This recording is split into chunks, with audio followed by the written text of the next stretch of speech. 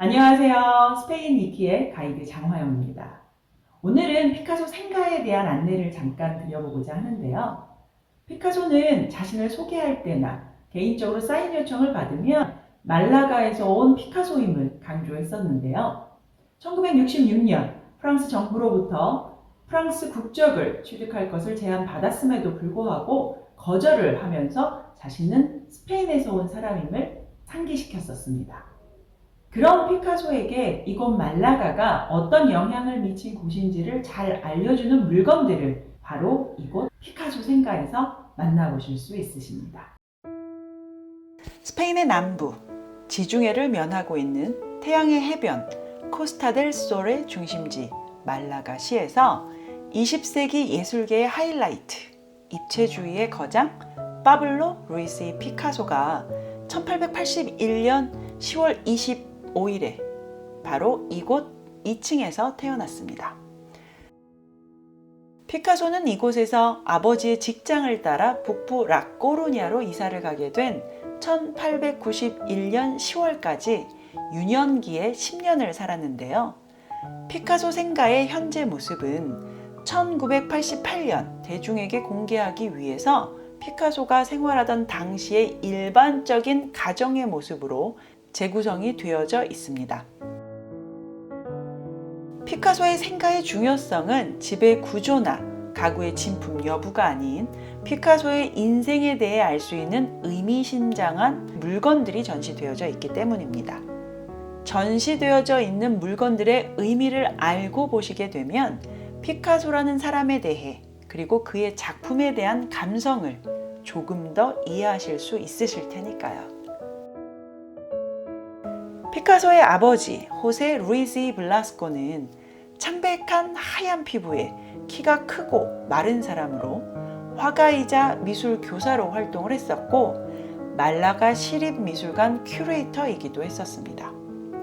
또한 취미로 플라멩코 노래를 부르던 깐떼이기도 했었던 예술과 문화를 사랑하는 자유로운 보헤미안 스타일의 사람이었죠. 반면 피카소의 어머니 마리아 피카소 이 로페스는 남편보다 17살이 어렸던 키가 작은 검은 머리의 여성이었는데 차분하지만 오히려 남성보다 강한 성격으로 집안의 중심적인 역할을 했었던 인물이었습니다. 피카소는 아버지에게 예술적인 감각을 물려받았을 뿐 아니라 기본적인 미술 교육까지도 아버지에게서 전수받았으며 더불어 비둘기와 투, 플라멩코에 대한 열정까지도 영향을 받았습니다. 하지만 외모적인 부분, 즉 163cm의 작은 키와 구릿빛 피부색 등은 어머님의 영향을 받은 것이죠. 피카소가 프랑스에서 본격적으로 화가로 활동을 시작한 이후 아버지의 기대치와 다른 스타일의 작품 활동으로 갈등을 겪다가 아버지와는 사이가 멀어졌지만 어머니에게는 더 유연한 태도와 존중을 표했던 것으로 기록되어져 있습니다. 이 피카소 생가에서 가장 중요한 의미를 지닌 장소는 바로 이곳입니다. 이곳은 집에 방문한 손님을 맞이하는 장소이자 피카소 아버지의 서재이기도 했으며 아버지가 그림을 그리던 화실이기도 했었습니다. 피카소는 이 방에서 걸음마 연습을 했었고 그림을 그리는 아버지를 보며 그리는 작업에 대해 눈을 떴었던 장소인데요. 그가 말을 시작할 때 첫 번째 내뱉은 말은 엄마, 아빠가 아닌 피즈였다고 합니다. 피즈는 연필을 뜻하는 라피즈의 유아어입니다.